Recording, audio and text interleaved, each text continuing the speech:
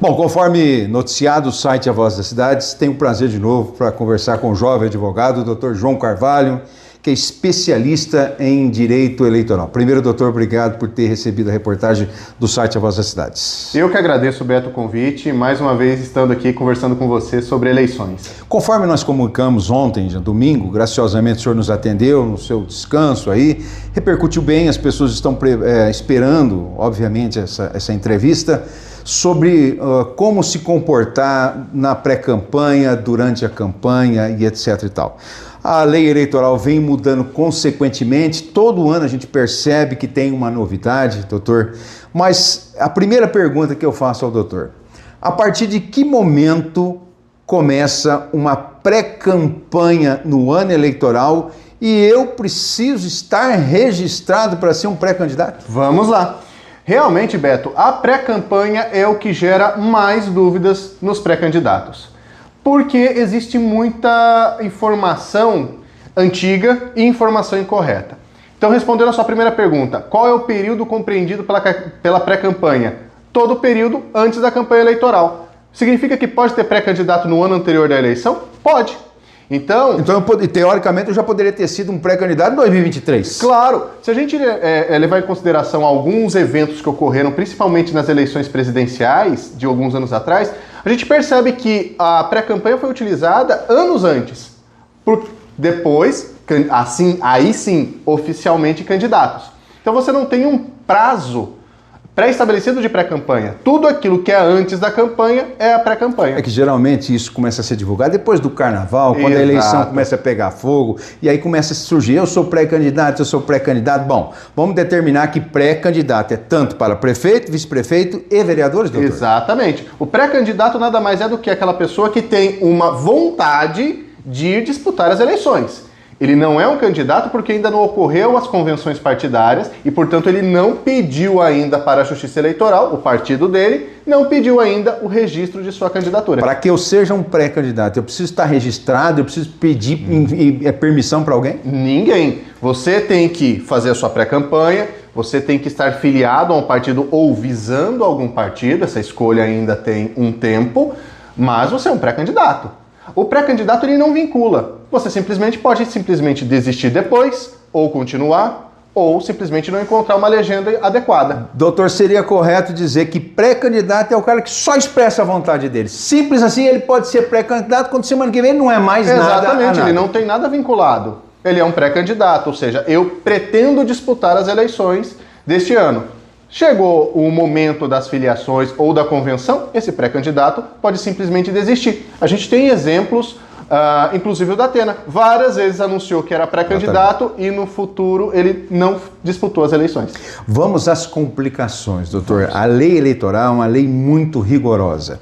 A partir de um momento que eu digo sou um pré-candidato, eu tenho realmente intenção de ser prefeito da minha cidade, de ser vice-prefeito, de ser um vereador, as pessoas eles têm aquela ansiedade para mostrar, Beto, eu sou pré-candidata. O que é que eu posso fazer? O que é que eu posso usar? O que é que eu posso escrever? Antes do senhor responder, e eu mandei o áudio ontem, sem citar nomes e cidades, uma pessoa por inocência, né? Senhor Beto, dá para você fazer um texto para mim? Ah, pois não. Por que você quer? Porque eu decidi ser pré-candidato a vereador. E aí, o texto não havia problema nenhum. O problema depois que eu percebi é que ele queria fazer já um panfletinho ou um cartãozinho de visita e começar a entregar para a pessoa. Isso pode, doutor? Como tudo no direito, depende. Vamos lá. A legislação, a lei das eleições, ela estabelece para a gente a seguinte normativa. Salvo se tiver pedido expresso de voto ou por forma, meio ou objeto ou instrumento vedado, você pode fazer a sua pré-campanha. O que quer dizer isso? Se eu não pedir o seu voto, eu posso me anunciar como pré-candidato. Eu também não posso utilizar uma forma ilegal para a campanha eleitoral. Um exemplo, o outdoor. O outdoor é vedado, então eu não posso utilizar na pré-campanha um outdoor anunciando minha pré-candidatura. Só que, lembra do depende?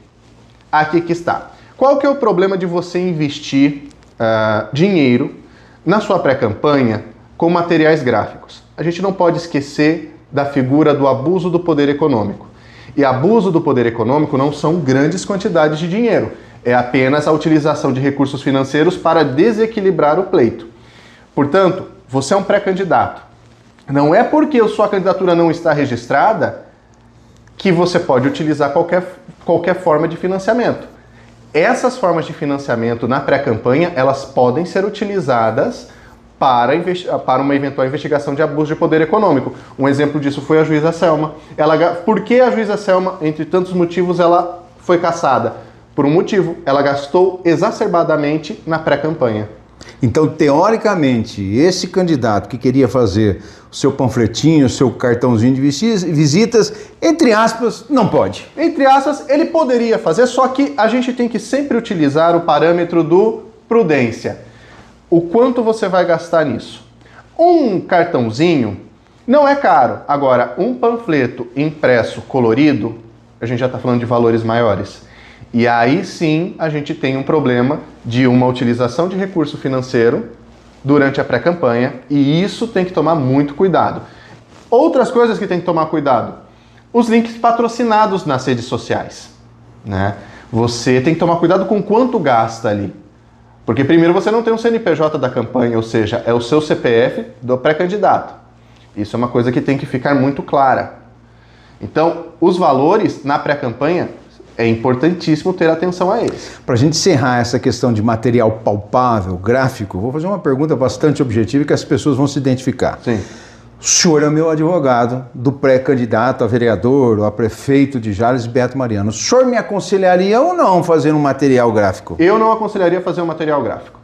Eu aconselharia a fazer a publicidade na internet, observada, claro, as regras, mas eu não aconselharia a fazer o material gráfico por dois motivos. Primeiro, esse, da questão financeira. Segundo, que no direito eleitoral a gente tem que pensar, às vezes, além do que a legislação estabelece. E aí são dois pontos que eu sempre trabalho com os meus clientes. Primeiro, a efetividade daquela publicidade, ou seja, vai ter um retorno político para o candidato.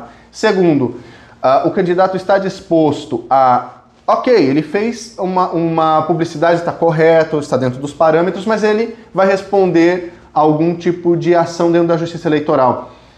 Vale a pena se expor a esse perigo logo de cara?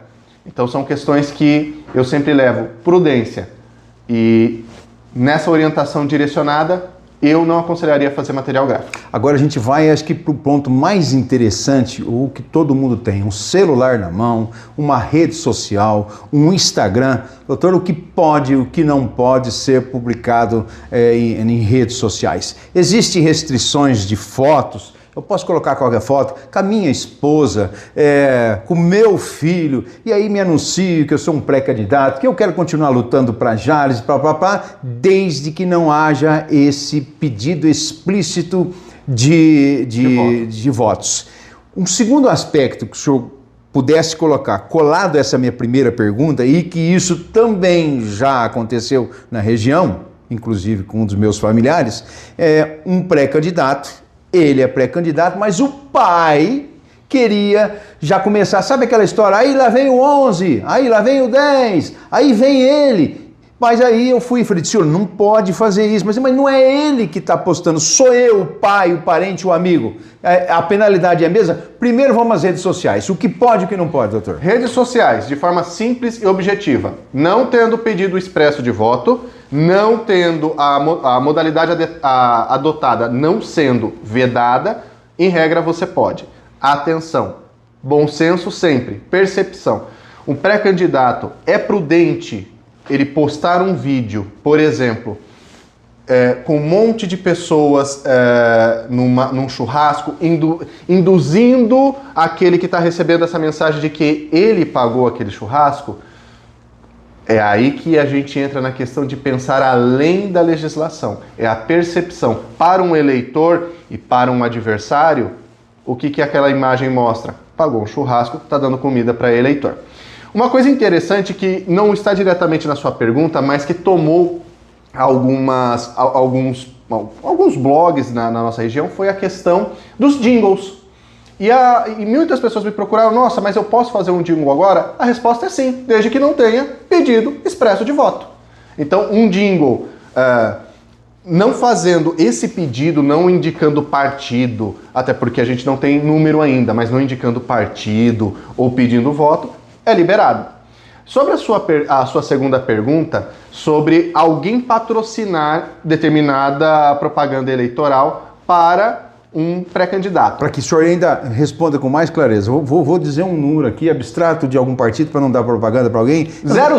00. O Beto Mariano é afiliado ao partido 00. Eu sou pré-candidato. Certo. E aí o meu irmão, ou a minha irmã, ou meu primo começa, lá vem eles, aí vem o 00, vem Beto Mariano, 00. Isso pode, doutor? O 00 não pode porque você está indicando um partido. Para as eleições do executivo, o número do partido não muda, é o número do partido. Para vereador, nenhum vereador sabe qual vai ser o seu número, mas para o cargo do executivo é só o número do partido. Se for prefeito, então, tá mais frito. 00 é complicado, porque você está induzindo, vinculando aquele número àquele futuro candidato e, consequentemente, aquele número é justamente o número do partido. Qualquer propaganda que seja identificada pela justiça, denunciada como propaganda eleitoral antecipada, qual é a multa, doutor? A multa pode chegar a R$25 mil, ou, se o custo daquela publicidade for maior do que o da multa, a multa será aplicada pelo valor da publicidade. Ou seja, fizemos uma publicidade no valor de R$50 mil e foi caracterizada como propaganda eleitoral antecipada. A multa não vai ser 25, ela pode chegar a 50, que é o valor da contratação. Então, é um valor extremamente alto que pode arruinar uma candidatura. Aconteceu um episódio, e eu acredito que o senhor sabe dessa situação, sem direcionar a esse ou aquele candidato, mas surgiu uma situação envolvendo inteligência artificial, que é uma preocupação dos tribunais eleitorais, do TSE, porque ela pode ser usada para prejudicar candidatos ou pode ser usada para ajudar alguns candidatos. O senhor disse aí, praticamente claramente, que a questão da rede social é válida, o impulsionamento... Tem que ter uma atenção especial. Tem que ter não é que não pode, mas o valor que você vai colocar ali, você tem que ter uma certa prudência. Você vai investir um valor X, sendo que a tua candidatura, num caso de vereador, por exemplo, ela vai interferir num limite de gastos que vai ser estabelecido posteriormente, ou seja, você está aproveitando a pré-campanha para estourar o limite de gastos, porque ele não vai entrar ali naquela contabilidade. Aí a gente tem o problema do abuso do poder econômico. Completando essa questão da inteligência artificial, se ela é supostamente usada para prejudicar um pré-candidato, eu pergunto ao senhor. No nosso ordenamento jurídico, nós temos a calúnia, a injúria e a difamação, que são instrumentos a serem questionados pela justiça por qualquer pessoa. Existem crimes eleitorais praticados para atingir pré-candidatos? Exatamente. Os crimes contra a honra para fins eleitorais. A inteligência artificial, ela está sendo a grande novidade desse pleito, né? O TSE, inclusive, agora divulgou as resoluções, e já nas audiências públicas que ocorreram em janeiro, o grande objeto era a inteligência artificial, ou seja, como é que a Justiça Eleitoral vai conseguir trabalhar, porque a gente já tinha uma dificuldade em controlar as redes sociais. E agora nós temos um novo ator, que é o uso da inteligência artificial. A questão é muito clara hoje nas resoluções do TSE. Se for utilizar a inteligência artificial, tem que constar qual é a plataforma, quem é os candidatos envolvidos que contrataram aquilo. Isso tem que ser expresso e explícito no uso da inteligência artificial. Ele é obrigado a dizer, estou usando inteligência artificial. Essa publicidade foi feita através de uma inteligência artificial contratada pela empresa tal, plataforma tal, Google, Microsoft, enfim. Então é obrigado ter isso na sua propaganda eleitoral. Uma outra questão, e aí bem lembrado, é os crimes contra a honra para fins eleitorais. As penas são muito maiores e o julgamento vai ocorrer na Justiça Eleitoral. Isso muito provavelmente mais dentro da campanha, né? Com certeza. Especificamente a pré-candidatos, que tipos de crime que pode ocorrer, a não ser os que eu citei? Existe especificamente um crime eleitoral para quem é pré-candidato? Os únicos ilícitos que a gente pode trabalhar é justamente, aí sim a gente tem uma questão que pode ser um crime gravoso. Pesquisa eleitoral fraudulenta. Essa, além de ter uma penalidade considerável, a multa ela é absurda. E a gente já tem divulgação de pesquisa eleitoral. Então, dos prováveis crimes que podem ser cometidos nesse período de pré-campanha é justamente a pesquisa eleitoral fraudulenta, a calúnia, injúria e difamação para fins eleitorais, ou seja, sabe-se que determinado candidato, determinada pessoa vai ser pré-candidato. Um outro, que também será só que adversário, começa a utilizar frases e expressões caluniosas, difamatórias, injuriosas. Podemos já começar a analisar isso como crimes contra a honra para fins eleitorais. Pegando um gancho do senhor, nós estudamos direito, obviamente, não para enganar, pelo amor de Deus, eu não quero dizer isso aqui, para enganar a justiça, mas alguém contrata um advogado para ser orientado. Sim. Expressamente, as pesquisas eleitorais do Beto Mariano, do Partido 00 ou do meu adversário, ela não pode, teoricamente, serem feitas agora. Mas existem algumas pesquisas, como o Datafolha, que coloquem que aquele governo esteja bem ou que aquele governo esteja mal, e isso é permitido e não inclui nenhum crime eleitoral. O que acontece nas pesquisas eleitorais primeiro a gente tem que entender qual é a importância da pesquisa eleitoral para uma eleição. A pesquisa eleitoral ela é uma peça fundamental para trabalhar o pensamento público. Nós temos uma questão psicológica que eu não vou jogar meu voto fora. Então, se você está diante de um cenário em que um candidato ao executivo está com 70% e o outro está com 10% e o resto está indeciso ou prefere não dizer, muito provavelmente as pessoas que estão lendo aquilo e que estão indecisas vão votar no de 70%. Por isso a pesquisa eleitoral ela é tão perigosa e tão problemática. Então, o que acontece? Para você fazer uma pesquisa eleitoral, você precisa fazer um registro no TSE no início do ano eleitoral. Essas divulgações, já existem divulgações de números com candidatos. Sim. Então, mesmo com pré-candidatos, com autorização... Se ela estiver registrada, a empresa não precisa ter autorização, ela precisa se registrar, mostrar todo o seu funcionamento, o funcionamento daquele instituto, e aí a pesquisa ela tem requisitos, metodologia, nível de confiabilidade, nível de segurança, e aí sim você pode divulgar. Essas pesquisas estão ok, elas estão, do ponto de vista legal, estão em perfeita harmonia. O que nós não podemos confundir, por exemplo, são pesquisas feitas internamente, que aí não serão divulgadas, e aí esse registro ele não precisa ser feito porque ela não será divulgada. É uma pesquisa feita para o pré-candidato ou para o partido para ele analisar a viabilidade de determinada candidatura. Agora, a partir do momento que você vai divulgar, são outras regras. Bom, eu não lembro se eu tenha esquecido alguma dúvida, se o senhor quiser completar as informações de alguma outro requisito, alguma novidade que tenha, mas por fim eu faço a pergunta e o senhor emende se achar necessário. Dos anos que o senhor vem atuando, né, e nós tivemos o prazer de trabalhar junto, eu como coordenador, entre aspas, orientador, não digo que nem coordenador, mas como orientador de campanhas, porque eu faço campanhas políticas desde 1986, tivemos a oportunidade de trabalharmos junto. Como é que o senhor vê a evolução da justiça eleitoral? Está ficando cada vez mais cautelosa, está ficando cada vez mais difícil ou está cada vez melhor, doutor? Depende do melhor. Nós temos alguns problemas que o Estado não está conseguindo apresentar soluções palpáveis. Um deles é a propaganda eleitoral.